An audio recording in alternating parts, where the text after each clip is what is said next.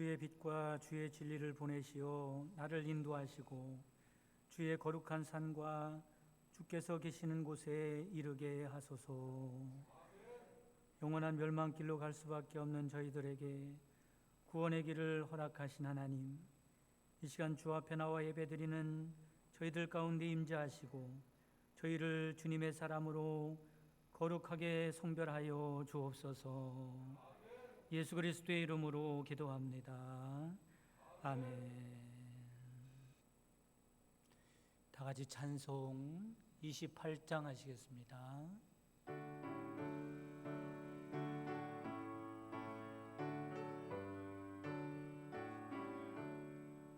복의 근원 강림하사 찬송하게 하소서. 한량 없이 자비하신 증량할 길 없도다. 천사들의 찬송가를 내게 가르치소서. 구속하신 그 사랑을 항상 찬송합니다. 주의 크신 도움받아 이때까지 왔으니 이와 같이 천국에도 이르기를 바라네. 하나님의 품을 떠나 죄에 빠진 우리를 예수 구원하시려고 보혈 흘려주셨네. 주의 귀한 은혜 받고 일생 빚진 자 되네. 주의 은혜 사슬 되사 나를 주께 매소서. 우리 마음은 연약하여 범죄하기 쉬우니 하나님이 받으시고 천국인을 지소서. 아멘. 다 같이 교동문 1번 하시겠습니다. 시편 1편 교동문입니다. 복 있는 사람은 악인들의 꾀를 따르지 아니하며 죄인들의 길에 서지 아니하며 오직 여호와의 율법을 즐거워하여 그는 시냇가에 심은 나무가 철을 따라 열매를 맺으며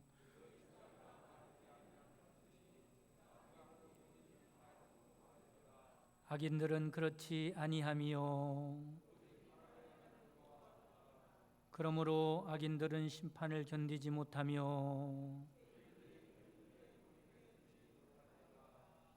무릇 의인들의 길은 여호와께서 인정하시나 악인들의 길은 망하리로다. 아멘. 전능하사 천지를 만드신 하나님 아버지를 내가 믿사오며 그 외아들 우리 주 예수 그리스도를 믿사오니 이는 성령으로 잉태하사 동정녀 마리아에게 나시고 본디오 빌라도에게 고난을 받으사 십자가에 못 박혀 죽으시고 장사한 지 사흘 만에 죽은 자 가운데서 다시 살아나시며 하늘에 오르사 전능하신 하나님 편에 앉아 계시다가 저리로서 산 자와 죽은 자를 심판하러 오시리라. 성령을 믿사오며 거룩한 공회와 성도가 서로 통하는 것과 죄를 사하여 주시는 것과 몸이 다시 사는 것과 영원히 사는 것을 믿사옵나이다. 아멘. 다 같이 앉으셔서 기도드리실 때 예배를 위해서 전봉식 장로님 기도하시겠습니다.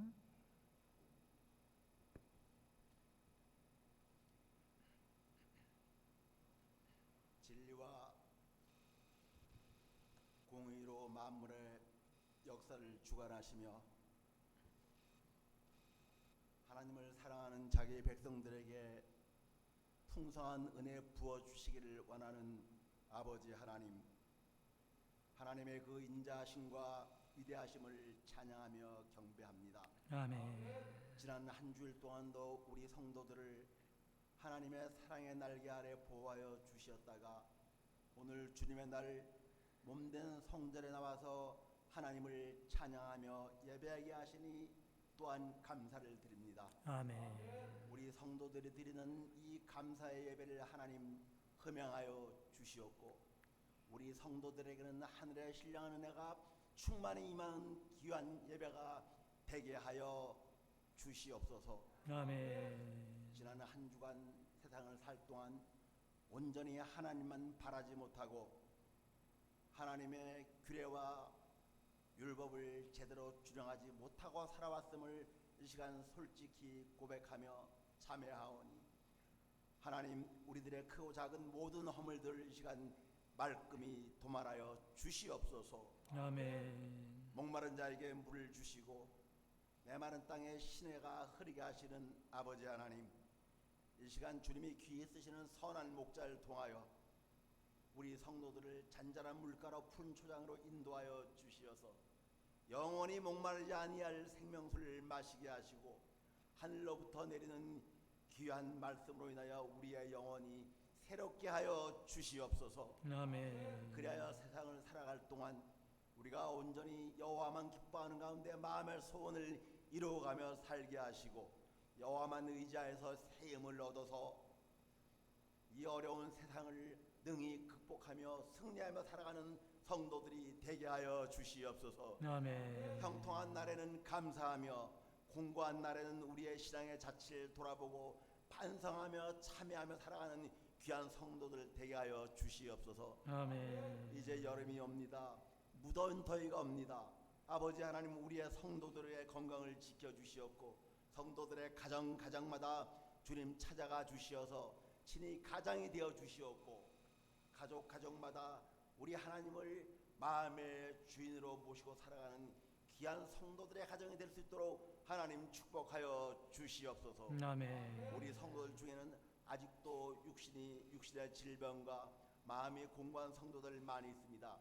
하나님, 이 시간 한 사람 한 사람 찾아가서 위로하여 주시옵고 능력과 사랑의 손길로 안수하여 주시어서 하루속히 건강을 회복시켜 주시옵소서. 아멘. 아버지 하나님, 끝없이 계속되는 코로나의 온역도 언젠가는 그 종식을 구할 터인데 우리 성도들 더 많이 기도하고 더 많이 말씀 묵상하여서 코로나 이후를 대비할 수 있는 지혜도 아울러 허락하여 주시옵소서. 아멘. 귀에 쓰시는 목사님 말씀을 선포할 때에 그 말씀 가운데 성령이 충만하게 하시고 우리 성도들도 뜨거운 마음으로 그 말씀을 아멘으로 응답하는 귀한 시간이 되게 하여 주시옵소서. 아멘. 이 모든 말씀을 나사렛 예수님의 이름으로 간절히 기도드리옵나이다.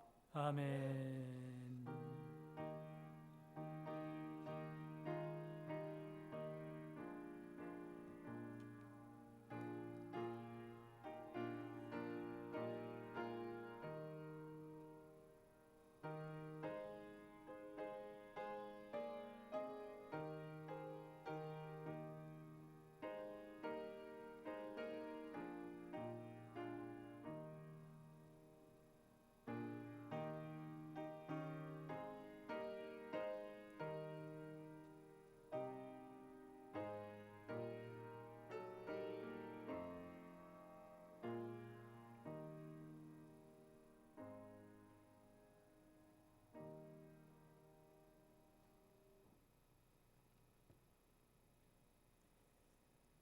하나님 말씀 보시겠습니다. 하나님 말씀은 누가복음 17장 11절에서 19절까지 말씀 보겠습니다. 누가복음 17장 11절에서 19절까지 말씀입니다. 봉독해 드리겠습니다. 예수께서 예루살렘으로 가실 때에 사마리아와 갈릴리 사이로 지나가시다가 한 마을에 들어가시니 나병 환자 10명이 예수를 만나 멀리 서서 소리를 높여 이르되 예수 선생님이여 우리를 불쌍히 여기소서 하거늘 보시고 이르시되 가서 제사장들에게 너희 몸을 보이라 하셨더니 그들이 가다가 깨끗함을 받은지라. 그 중에 한 사람이 자기가 나은 것을 보고 큰 소리로 하나님께 영광을 돌리며 돌아와 예수의 발 앞에 엎드려 감사하니 그는 사마리아 사람이라. 예수께서 대답하여 이르시되 10사람이 다 깨끗함을 받지 아니하였느냐? 그 9은 어디 있느냐? 이 이방인 외에는 하나님께 영광을 돌리러 돌아온 자가 없느냐 하시고 그에게 이르시되 일어나 가라, 내 믿음이 너를 구원하였느니라 하시더라. 아멘. 이 시간에 남성 중창 특송이 있겠습니다. 제목은 내주 하나님 넓고 큰 은혜는 입니다.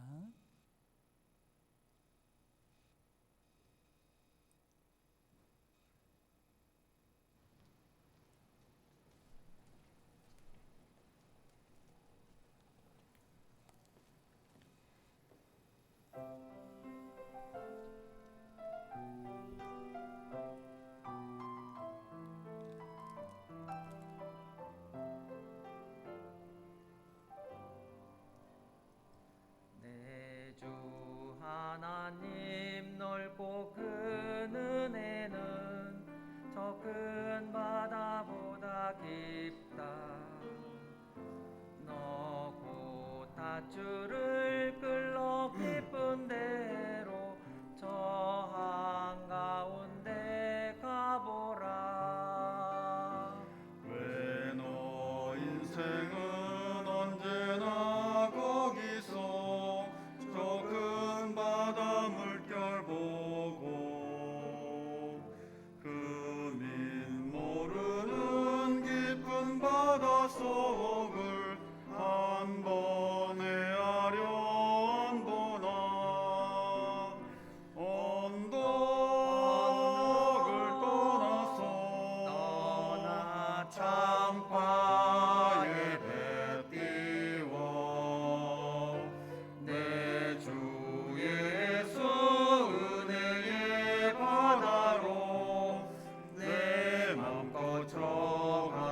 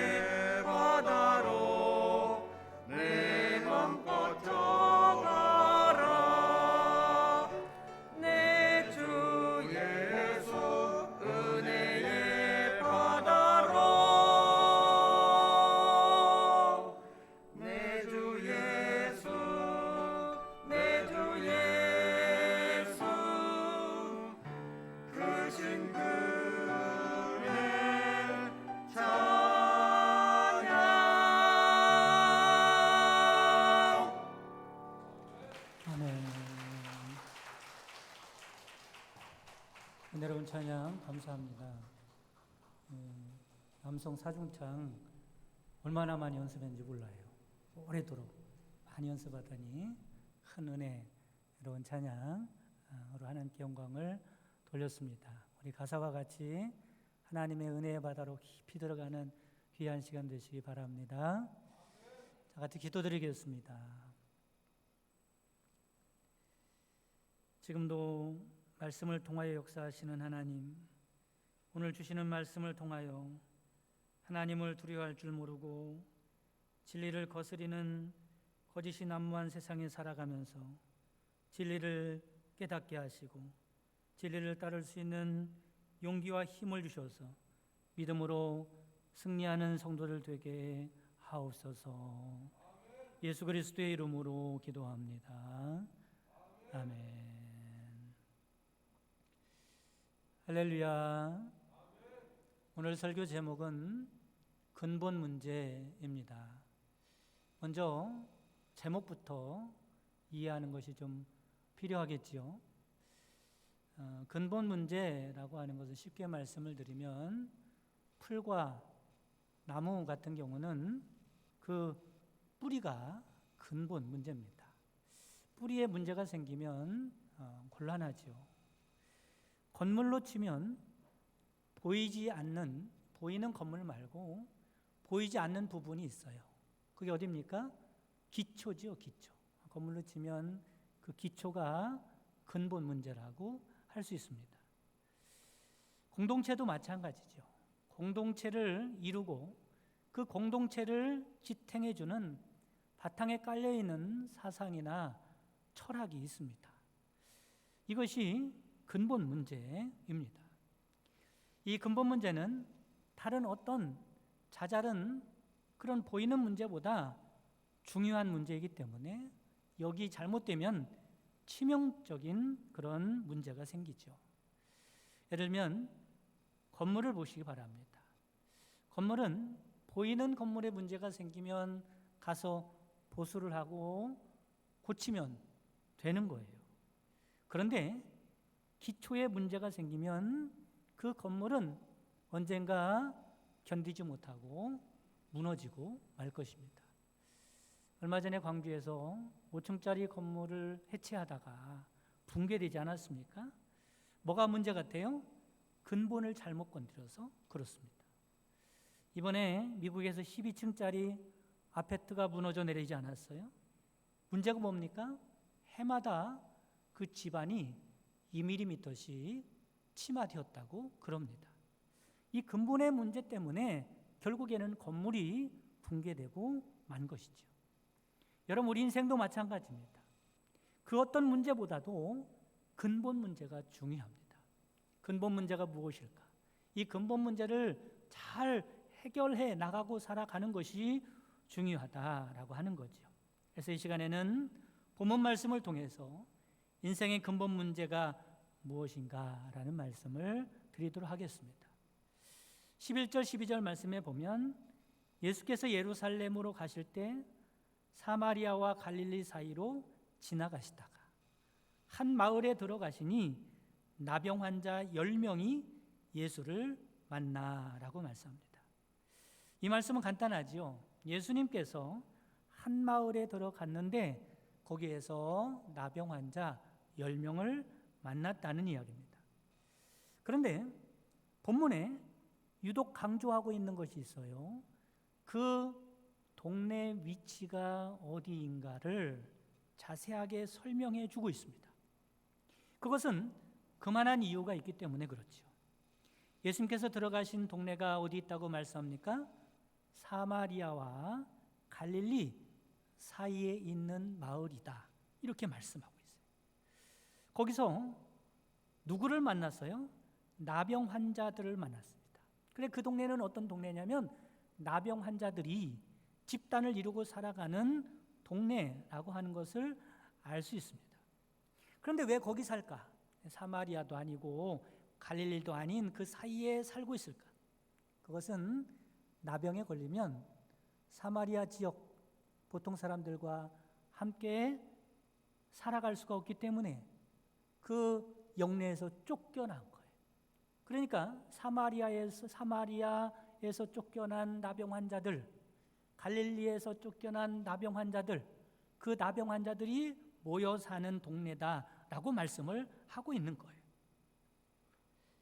이 마을을 예수님께서 방문을 하셨는데 거기서 10명의 나병 환자를 만났다라고 말씀합니다. 왜 10명일까? 그때 당시 나병 환자들은 보통 10명이 한 조가 되어서 생활을 했다고 그럽니다. 예수님이 10명을 만난 거예요. 그런데 더 재미있는 것은 사마리아와 갈릴리라고 하는 지역입니다. 사마리아 사람과 갈릴리 사람들의 관계는 참으로 특별한 관계죠. 서로 상종하지 않습니다. 원수는 아닌데 원수같이 지내는 관계죠. 서로 왕래도 하지 아니하고 서로 그 땅을 밟지도 않고, 심지어는 사마리아 사람에 대하여 짐승처럼 취급할 정도로 그렇게 서로 관계가 안 좋은 사람들입니다. 그런데 신기한 것이죠. 예수님이 만난 10명의 나환자들은 어떻습니까? 사마리아인과 갈릴리 사람들이 함께 섞여서 그것도 한 조가 되어 생활하고 있다는 겁니다. 정말로 상상할 수 없는 일이 벌어지고 있는 거죠. 그러면 무엇이 이들을 이렇게 만들었을까? 이들이 하나가 될 수 있었던 이유는 뭐냐면 나병에 걸렸기 때문에 그래요. 이 나병이라고 하는 인생의 근본 문제를 만난 사람들이었기 때문에 인생의 근본 문제 앞에서 세상의 그 어떤 것도 다 힘을 잃고 마는 것입니다. 그러니까 그런 것이 문제가 되지 않는 거예요. 나병에 걸렸다는 이 인생의 근본적인 문제를 안고 서로 하나 될 수 있었던 거죠. 여러분, 병원에 입원해 보신 적 있죠? 병원에 입원하면 신기한 광경이 벌어집니다. 난 모르는 사람들인데, 타 지역 사람들인데 서로 어때요? 얼마나 친하게 지내는지 몰라요. 중한 병에 걸릴수록 더 그렇습니다. 함께 병마와 싸우면서 가까워지고 서로 애틋한 정을 나누기까지 합니다. 다 친구가 되고 하나가 되는 거예요. 서로를 위로해 주고요, 서로에게 또 큰 힘이 되어줍니다. 인생의 근본 문제를 만난 자리에는 빈부귀천이나 쥐고화가 다 무색하게 되는 거예요. 인생의 근본 문제 앞에 세상 것들은 다 무너지게 되는 거죠. 여러분, 예를 들어 이런 생각을 해보시기 바랍니다. 건강 문제에 걸렸다 생각해 보세요. 건강을 잃으면 다 잃는 거라고 하는데, 여러분, 건강 앞에 학식이 뭐고 지위가 뭐고 물질이 뭐겠어요? 죽음 앞에, 그렇죠? 많이 배운 게 뭐고 높낮이가 뭐고 귀천이 뭐겠습니까? 민요 중에 성주풀이라고 하는 민요가 있어요. 그 성주풀이의 내용을 제가 읽어 드릴 테니까 한번 들어보시기 바랍니다. 어떤 내용일까? 제가 노래는 할 수 없고, 낙양성 심리허에 높고 낮은 저 무덤은 영웅 호걸이 몇몇이며 절세 가인이 그 누구냐. 우리네 인생 한 번 가면 저기 저 모양 될 터이니 에라 만수 에라 대신이야 라고 하는 내용입니다. 인생의 근본 문제 앞에서 세상의 모든 것들은 무장을 해제하게 되어 있습니다. 다 똑같이 되는 거예요. 하나가 되는 겁니다.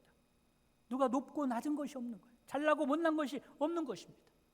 인생의 문제, 근본 문제 앞에서 그런 거죠. 교회도 마찬가지입니다. 교회는요, 무엇을 다루는 곳이 교회입니까? 인생의 근본 문제를 다루는 곳이 교회입니다. 근본 문제가 여러 가지가 있죠. 그런데 그 중에서도 근본 문제 중에 근본 문제를 다루는 곳이 교회 아닙니까? 교회 안에서는요, 서로 비교하고 서로 이렇게 나눠지고 누가 잘났느니 못났느니 뭐 이런 거 따져서는 안 됩니다. 그런 사람들은요, 구원이 뭔지, 내가 정말로 중요하게 여길 것이 뭔지 모르고 교회를 다니는 사람이에요. 여러분 어떻습니까? 사마리아인과 정통 유대인이라고 하는 갈릴리 사람들이 왜 하나가 될 수 있었는지 알 수가 있는 말씀입니다. 그런데 우리는 나병에 대해서 좀 더 알아볼 필요가 있어요. 이것을 왜 근본 문제라고 하고 있는가라고 하는 것입니다. 그때 당시 나병에 걸렸다는 것은 단지 불치병에 걸렸다 이 정도로 말하는 게 아닙니다. 죽음의 문제를 만났다 이 정도를 말하는 게 아닙니다. 그보다 더 심각한 인생의 근본 문제에 걸려있는 사람이죠. 그게 뭡니까? 영적인 문제예요. 더 정확하게 말씀을 드리면 하나님과의 관계에 문제가 있다고 여기는 것입니다. 바로 오늘 말씀을 드리려고 하는 인생의 근본 문제는 이 문제이죠. 이 영적인 문제가 인생의 뿌리의 문제입니다. 제일 우리 인생의 밑바탕에 보이지 않지만 밑바탕에 기초를 이루고 있는 인생의 근본이죠. 나병이 왜 영적인 문제일까? 물론 여러분 지금 이런 얘기하고 다니면 안 됩니다. 지금은 이런 인식을 가져서도 안 되고 이렇게 생각해서도 안 돼요. 그때 당시 유대인들이 그렇게 이해했다는 것입니다. 나병의 특징이 뭔가 봤더니 신경세포가 파괴돼서 감각을 잃어버리는 거예요. 무감각해지는 겁니다. 그게 특징이에요. 살점이 떨어져 나가기도 하는데 감각이 없어요. 살이 문드러지고 진물이 흘러내려도 모르는 겁니다.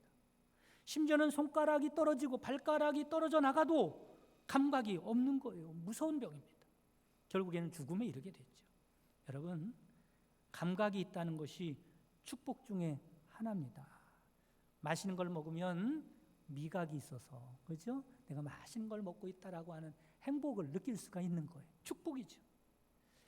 아픔을 느낄 수 있는 것, 고통을 느낄 수 있는 것도 축복입니다. 여러분, 고통을 느낄 수 있어야 사고를 예방하는 거예요. 아, 저기 가서 저 부딪히면 고통스러운데 그거 모르면요 사고 나게 되어 있습니다. 아픔을 느낄 줄 알아야 이 병을 자각해서 고칠 수가 있는 거예요. 뜨거움을 느낄 줄 알아야 그 뜨거운 물체에 대해서 조심할 줄 알죠. 그렇지 않고 무감각하면 결국에는 큰 사고를 당하게 됩니다. 질병에 걸리게 되고 죽음에 이르게 되는 거죠. 마찬가지로 이 나병에 대해서 그런 말씀하는 거예요. 우리는 원래 죄 때문에 영적인 감각을 잃어버린 사람들입니다. 그래서 죄가 무서운지 모르고 살아가는 거예요. 하나님이 없이 살아도 영혼의 갈증과 배고픔을 느끼지 못하는 거예요. 영혼이 죽었는지 살았는지도 알지 못하고 살아가는 겁니다. 하나님께 버림받은 자들, 하나님과의 관계가 완전히 끊어진 자들입니다. 이 영적인 문제를 해결하지 못하고 살아가면 결국 어떻게 되는 거예요? 영원한 멸망에 이르게 되는 것입니다. 육신이 죽는 거 이 정도의 근본 문제가 아닙니다. 이처럼 영적인 감각을 잃어버리면 인생의 근본 문제를 상징하는 병이 바로 나병이죠. 그래서 이 사실을 잘 알고 있었던 나병 환자들은 예수님께 뭐라 그럽니까? 우리를 불쌍히 여겨 주소서. 보통은 예수님 저를 고쳐주시옵소서, 내 눈을 떠지게 하여 주시옵소서 이렇게 간구할 텐데 이들은 우리를 불쌍히 여겨 주옵소서, 나의 죄를 불쌍히 여겨 주시옵소서, 나의 영적인 문제를 해결하여 주시옵소서 이렇게 간구하고 있는 겁니다.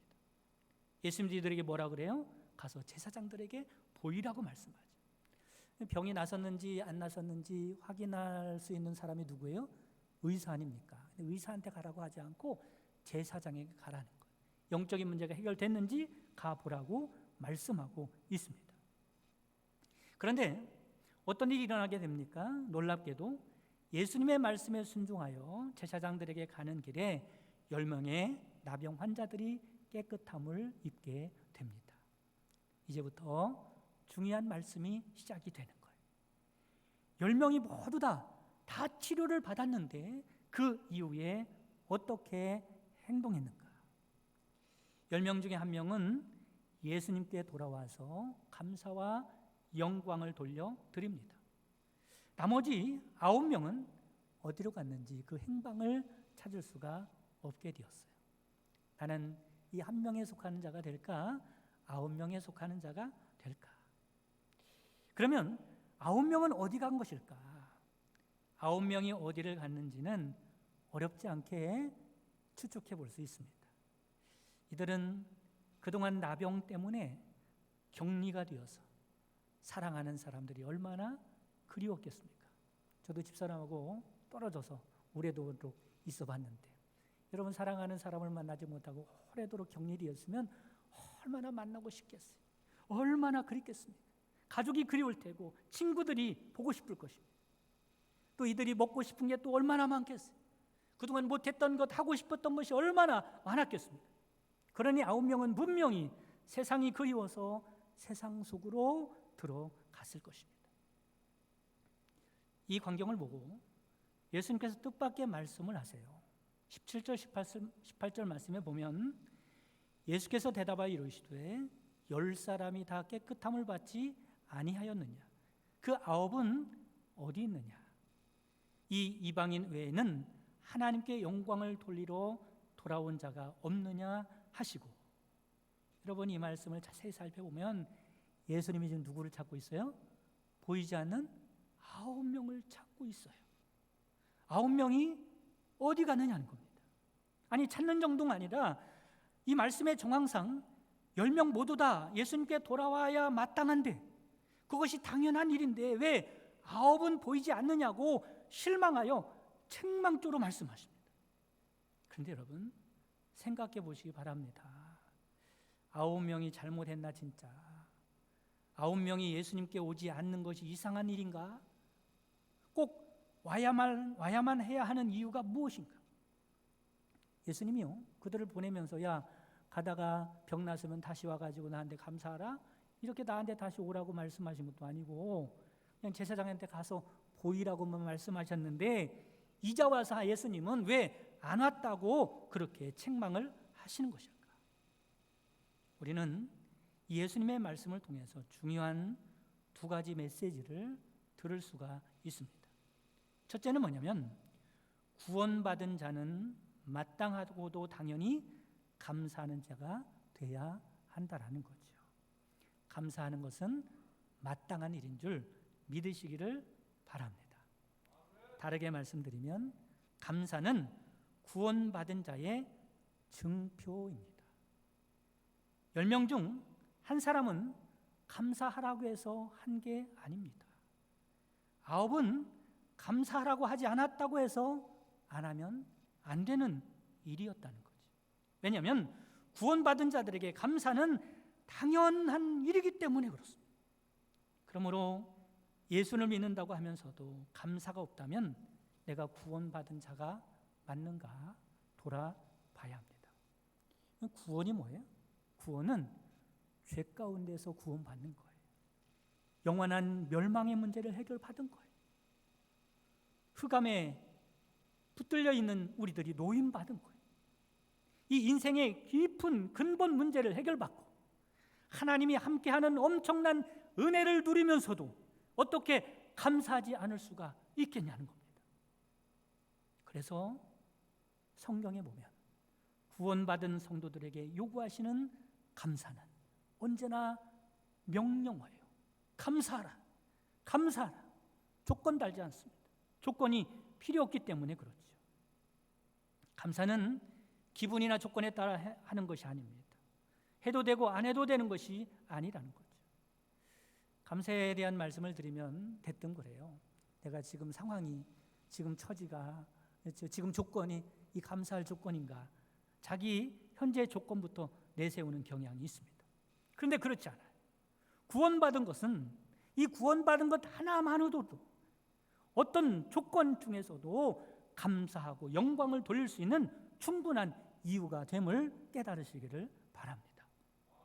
만약에 여러분 그런 사람은 없을 거예요. 이 세상에서 가장 불행한 삶을 살았다고 해도, 그 누구보다도 내가 불행한 삶을 살았다고 해도 구원받았으면 그것으로 충분한 보상이 되고도 남는다는 거예요. 반대로 구원받지 못했으면 이 세상에서 제 아무리 호화롭고 풍요롭게 살았다 해도 이보다 슬프고 불행하고 억울한 일은 없는 것입니다. 이런 내용을 담은 예수님의 비유가 있죠. 거지 나사로와 부자 이야기가 그 이야기예요. 이 세상에서 비록 거지로 산다 해도 구원받고 천국 가면 이보다 행복한 사람은 없는 것이다. 이 세상에서 아무리 잘 먹고 잘 살았어도 구원받지 못하면 이보다 불쌍한 사람은 없는 것이라는 비유입니다. 우리에게도 이런 구원의 감사가 있어야 할 줄 믿으시기를 바랍니다. 여러분, 이런 구원의 감격, 이런 구원의 기쁨, 이런 구원의 감사가 있어요, 없어요? 있을 때가 있었죠, 그렇죠? 언제 그런 기쁨이 있었어요? 신앙생활을 처음에 시작할 때, 그렇죠? 하나님을 만나는 그때요 얼마나 기뻤습니까? 얼마나 감사했어요. 어떤 사람은 며칠씩 눈물을 흘리며 다니더라고요. 감사해서. 그런데 신앙생활을 오래 하다 보면 익숙해지는 거예요. 아무리 좋은 것도 매일매일 하다 보면 익숙해져서 감사한지 모르고 기쁜지 모르고 살아가는 것이 인지상정 같습니다. 사랑하는 성도 여러분, 구원의 기쁨과 감사를 다시 회복하는 여러분 되시기를 간절히 바랍니다. 세상에 그 어떤 조건도 빼앗을 수 없는 구원의 감사가 넘치시기를 주님의 이름으로 축원합니다. 두 번째, 참된 구원이라는 것은 예수님께 돌아오는 것이다라는 것을 깨달아야 합니다. 참된 구원이 뭐라고요? 예수님께 돌아오는 것이 참된 구원이라는 겁니다. 19절 말씀에 보면 그에게 이르시되 일어나 가라, 내 믿음이 너를 구원하였느니라 하시더라. 이 말씀은 예수님께서 다시 돌아온 그 한 명 사마리아인에게 하신 말씀이에요. 이 말씀을 해석하면 이런 겁니다. 10명 있었잖아요. 그 중에 예수님께 다시 돌아온 그 한 명은 병의 치료도 받았을 뿐만 아니라 구원받은 자다라는 말씀을 하고 있는 거예요. 그런데 나머지 9명은 병은 고침받은지 모르지만 구원을 받지 못한 자들이다라고 말씀하는 내용입니다. 그러면 한 명이 어떻게 구원을 받을 수 있었을까? 그것은 예수님께로 돌아왔기 때문임을 믿으시기를 바랍니다. 여러분, 그렇습니다. 구원은 예수님께로 돌아가는 게 구원이에요. 하나님께 축복받아서 세상에 가서 쓰려고, 세상에서 잘 먹고 잘 살려고 하는 것이 구원이 아니라 구원은 예수님께 돌아가는 자체가 구원입니다. 그러면 그 한 명이 예수님께 돌아간 이유가 무엇일까? 아주 중요하죠. 그 예수님이 영적인 문제를 해결해 주실 수 있는 유일한 분이기 때문에 예수님께로 돌아간 것입니다. 그 예수님만이 인생의 근본 문제를 해결할 수 있는 유일한 분이기 때문에 예수님께로 돌아간 것이죠. 그러나 9명은 예수님이 영적인 문제를 해결할 수 있는 분임을 알고도 예수님께 돌아가지 아니하고 세상으로 가버렸습니다. 여러분, 우리는 예수님께로 돌아간다는 의미를 잘 알아야 합니다. 예수님께로 돌아간다는 말이 무슨 말이냐면 이제 그 전에 살았던 세상적인 방법, 내 계산 뭐 이런 거로 살아가지 아니하고 이제 하나님으로 살겠습니다. 하나님의 방법으로 살겠습니다. 이렇게 고백하는 것이 예수님께 돌아가는 것입니다. 반대로 9명과 같이 예수님께로 돌아가지 않았다는 말은 복을 받은 건 받은 거고, 그렇죠? 병을 치료받은 건 받은 거고 내 방식대로 살겠다, 이런 의미가 그 안에 담겨져 있는 것입니다. 그런데 중요한 것은 예수님께 돌아가는 것은 영적인 문제를 해결받는 것뿐만 아니라 이 세상에서도 복되게 살아가는 비결임을 믿으시기를 바랍니다. 그 영적인 문제라는 게 근본 문제이기 때문에 그래요. 나무로 치면요, 뿌리의 문제를 잘 해결하면 나머지 것이 복되게 되는 거예요. 시편 1편 3절 말씀에 보면 어떤 사람이 복 있는 사람인가 말씀하고 있어요. 그는, 복 있는 사람은 이런 말이죠. 시냇가에 심은 나무가 철을 따라 열매를 맺으며 그 잎사귀가 마르지 아니함 같으니 그가 하는 모든 일이 다 형통하리로다. 우리는 이 말씀 가운데 복을 이렇게 생각해요. 열매를 많이 맺고 잎사귀가 마르지 않고 그가 하는 모든 일이 형통한 게 복이라고 생각을 합니다. 그런데 더 중요한 근본적인 복이 있어요. 그 나무가 복된 나무가 된 비결이 뭐냐면 뿌리에 있는 거예요. 여러분 잘 들어보시기 바랍니다. 복 있는 사람은 시냇가에 심은 나무가 이렇게 말하죠. 여러분 그 나무가 복된 이유는 어디에 심겨져 있기 때문에 그래요? 시냇가에 심겨져 있기 때문에 그런 거예요. 그러면 그 시냇가의 물과 이 나무가 만나는 것이 뭐예요?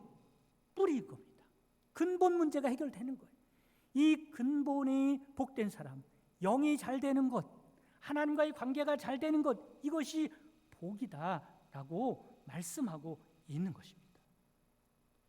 내용이 복의 근원 되신 하나님과 닿아야 거기서부터 복이 시작되는 줄 믿으시기를 간절히 바랍니다.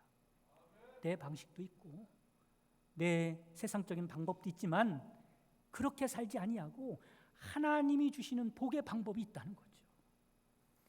하나님이 원하시는 대로 살겠다고 고백하는 것이 예수님께 돌아가는 겁니다. 그런데 안타깝게도 신앙생활을 하면서도 이 중요한 원리를 깨닫지 못하는 사람들이 너무 많은 거예요. 이 10명의 나병 환자들 중에 한 명만 깨달았듯이 아마 10분의 1 정도 깨달아서 사는지 모르겠습니다. 여러분, 이 근본 문제의 원리를 아는 사람들이 믿음의 사람들입니다. 이 근본 문제의 원리를 모르는 사람들은 여전히 세상적인 방법, 인간적인 계산으로 살아가는 거예요. 아닙니다. 복은 하나님이 주셔야 하는 거예요. 여러분, 우리의 가정 일을 누가 복 주셔야 돼요? 하나님이 복 주셔야 함을 믿으시기를 바랍니다. 우리 교회 일을 누가 복되게 해야 돼요? 하나님이 복되게 해야 함을 믿으시기를 바랍니다. 그래서 교회는 누가 필요하냐? 똑똑한 사람이 필요한 게 아니에요. 많이 배운 사람이 필요한 게 아닙니다. 실력 있는 사람이 필요한 게 그것으로 복되는 것이 아니에요. 교회에 필요한 복은 하나님의 복이기 때문에 누가 필요하냐? 믿음의 사람이 필요한 겁니다. 믿음의 사람이 뭐예요? 복이 어디로부터 오는지 그 근본 문제가 얼마나 중요한지를 아는 사람이기 때문에 그렇습니다. 여러분, 믿음의 사람 되시기를 바랍니다. 믿음의 가정이 되기를 바랍니다. 이 교회가 하나님께 복받는 교회가 되기를 주님의 이름으로 축복합니다. 사랑하는 성도 여러분, 우리에게 중요한 것은 근본 문제입니다. 인생의 근본 문제는 무엇이라고 말씀을 드렸어요? 하나님과의 관계 문제라고 하는 거죠. 여러분, 이것을 분명히 알고 시냇가에 심은 나무와 같이 복된 인생으로 살아가시기를 주님의 이름으로 축원합니다. 다 같이 기도드리겠습니다. 오늘 말씀을 붙들고 다 같이 통성으로 간절한 마음으로 하나님 앞에 나아가도록 하겠습니다. 하나님, 영적인 문제, 인생의 근본 문제를 해결받게 하시고 하나님께 복을 받는 가정, 복을 받는 인생, 복을 받는 교회가 되게 하옵소서. 더 이상 내 방법과 방식으로 살아가지 아니하고 예수님께로 달려갈 수 있는 저희들 되게 하옵소서. 다 같이 기도하겠습니다. 사랑이 많으신 하나님 아버지, 오늘 말씀을 통하여 내 인생 가운데 정말로 중요한 문제가 어디 있는가 들었습니다. 영적인 문제가 우리 인생의 근본 문제라는 사실을 깨닫게 하옵소서. 혹시 저희들에게 영적인 감각을 잃어서 하나님의 은혜로 사는 것보다도 세상에 취해 살아가는 영적인 나병 환자가 아닙니까? 이 시간에 고쳐 주옵소서. 저희들이 영적인 감각이 묻어지지 않게 하여 주옵소서. 영적인 감각이 민감하여 하나님께로 달려가는 저희들 되게 하여 주옵소서. 하나님의 은혜로 살아가는 저희들 되게 하여 주옵소서. 참 믿음으로 살아가는 저희들 되게 하옵소서.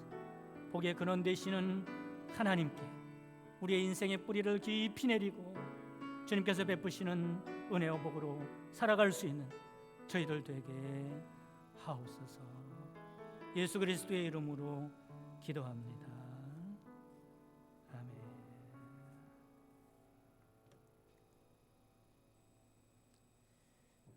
다 같이 찬송 213장 찬송하시면서 드린 예물 봉헌하겠습니다.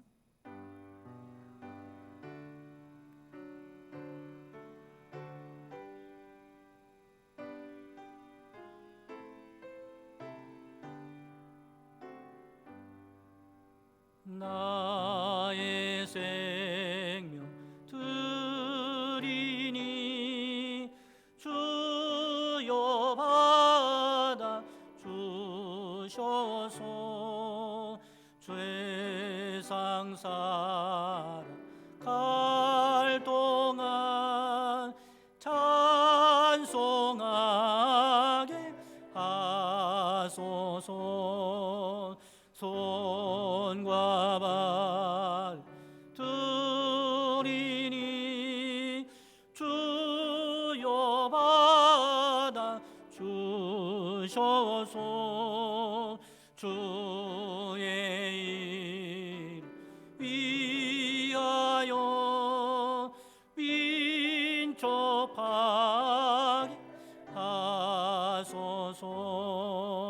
나의 음성 드리니 주여 받아 주셔서 주의 진 말씀만 전파하소서.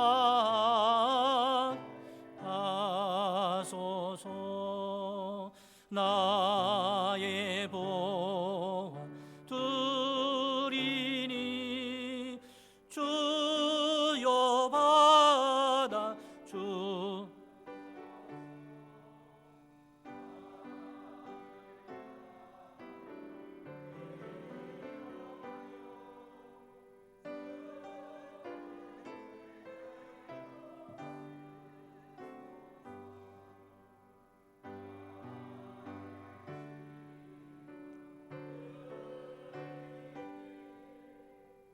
주여 받아 주셔서 평생도 주의 봉사하소서.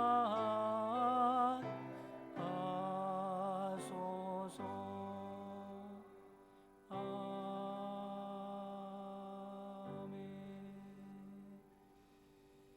다 같이 기도하겠습니다. 우리의 복의 근원 되시는 하나님, 이 시간 한량없으신 주님의 은혜를 기억하며 감사하는 마음으로 예물을 드렸사오니 기쁘게 받아 주옵소서. 예물 드린 손길들을 일일이 기억하사 하늘의 복으로 충만한 삶을 살게 하옵소서. 세상의 필요에 부족함 없도록 풍족히 채우시며 오히려 궁핍한 자들을 돌아볼 수 있는 넉넉함을 허락하여 주옵소서. 또한 영적으로도 큰 은혜를 내려주셔서 세상에서 구하지 못하는 하늘의 평화와 기쁨이 넘치는 삶을 살게 하여 주옵소서. 모든 성도들과 가정의 형편과 처지를 살피시는 하나님, 이들의 소원함을 들어주시고 기도에 응답하여 주옵소서. 드린 예물을 통하여 하나님의 나라가 확장되게 하시고 영혼 구원하는 일에 귀하고 크게 쓰임받게 하옵소서. 예수 그리스도의 이름으로 기도합니다. 아멘. 할렐루야. 우리 앞뒤 좌우 우리 성도님들과 눈으로 인사를 좀 나누시기 바랍니다. 교회 소식을 전해드리도록 하겠습니다.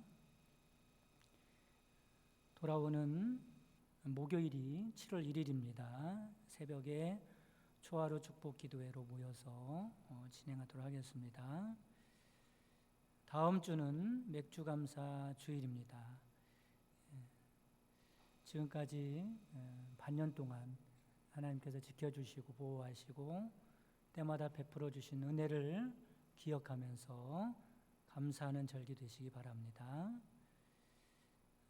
연회 여선교회 성령 기도회라고 하는 행사가 일정이 잡혀 있는데 9월 2일 날로 연기가 됐다 그럽니다. 그때 다시 광고 말씀을 드리도록 하겠습니다. 다음 주 주일 2부 예배 후에 기획위원회로 모이도록 하겠습니다.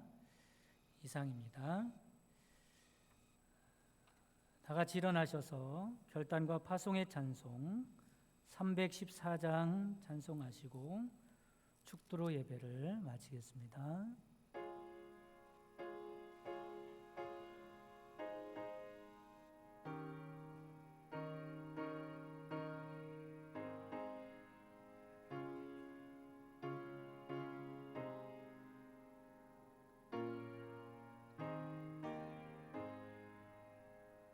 내 구주 예수를 더욱 사랑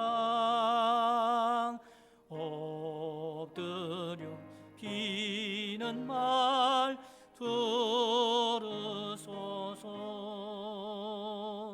내 진정 소원이 내 구주 예수를 더욱 사랑 더욱 사랑. 이전에 세상 난 기뻤어도 지금 내 기쁨은 오직 예수. 다만 내 비는 말 내 구주 예수를 더욱 사랑 더욱 사랑. 이 세상 떠날 때 찬양하고 숨질 때 하는 말 이것일세. 다만 내 비는 말 내 구주 예수를 더욱 사랑 더욱 사랑.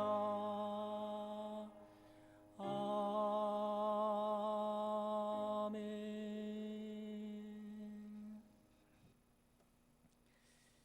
지금은 우리 주 예수 그리스도의 구속의 은총과 하나님의 크신 사랑하심과 성령님의 내주교통 충만 역사하심이 인생의 뿌리를 하나님께 깊이 내려 복되게 살기 원하는 모든 성도들 머리머리 위에와 그 가정과 사랑하는 자손들과 그 손으로 하는 모든 생업에 지금부터 영원까지 함께 계시기를 주님의 이름으로 축원하옵나이다.